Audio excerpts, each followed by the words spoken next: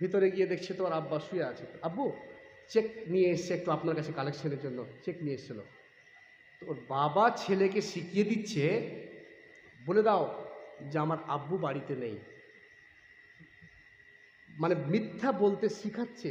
ছেলে কিন্তু মিথ্যা শিখে যাচ্ছে যে আমার আব্বু তো আমাকে বললো। আব্বু থেকে যদি মিথ্যা কথা বলে তাহলে মিথ্যা কথা বলতে হয়। আপনি দ্বিতীয় নম্বরটা দেখেন, বাচ্চা ছেলে, ওরা মিথ্যা বলতে জানে না। কচি ছেলে, ফুলের মতো ছেলে, ও তখন এসে ওই কালেকশনের চেকওয়ালাটাকে বলছে, মানে মৌলভী সাহেবকে বলছে, কালেক্টরকে, আব্বু বলল আব্বু বাড়িতে নেই। কি বলছে?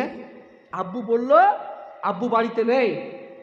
তো কালেকশনে যিনি চেক দিয়ে গেছেন উনি বলে, আরে তোমার আব্বু বললো আব্বু বাড়িতে নেই মানে? বলছে আব্বু বললো তো আব্বু বাড়িতে নেই। ছোট বাচ্চা।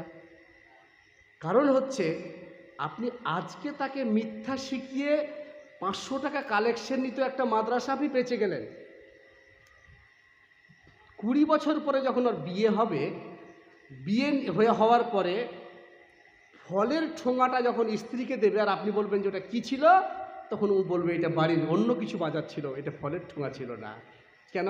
ওই যে মিথ্যার ট্রেনিংটা আপনি দিয়েছেন। ভালো করে কথাটা বুঝুন। মিথ্যার প্রশিক্ষণটা আপনি দিয়েছেন তাকে। তো এই মিথ্যার প্রশিক্ষণ দেওয়ার ফল আপনাকেই ভোগ করতে হবে।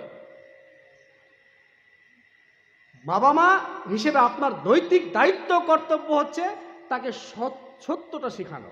মিথ্যা বলতে নেই বাবা, আপনার কষ্ট হবে, সত্যের উপরে টিকে থাকলে আপনার অসুবিধা হবে, এটা আমরা জানি, কিন্তু তবুও আপনাকে কষ্ট করে সেটাই শেখাতে হবে। আপনি ভুল করেও তাকে মিথ্যার আশ্রয় নেওয়াতে পারবেন না।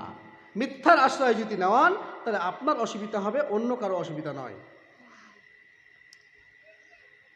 দ্বিতীয় বিষয় হচ্ছে, আরেকটা পিতাকে দেখবেন, তাদের দায়িত্ব দেখবেন, বা মাকে দেখবেন, সন্তানের সকালে পরীক্ষা আছে, ও বারবার গিয়ে বাচ্চাকে বলছে রাত্রে শোয়ার সময়, বাবা তাড়াতাড়ি ঘুমিয়ে যাও, সকালে পরীক্ষা আছে, তোমাকে ঠিক 6টায় উঠে যেতে হবে। মা বোন অ্যাটেনশন প্লিজ।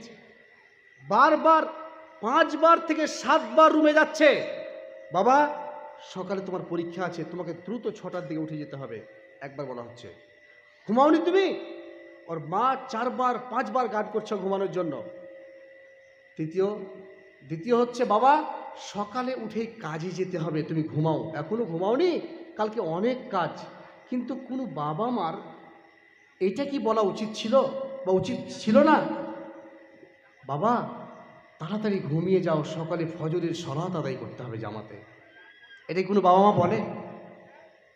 যতবার তাকে বুঝাচ্ছে, যতবার তাকে বলছে, যতবার তাকে উৎসাহ করছে, সেটা কিসের জন্য?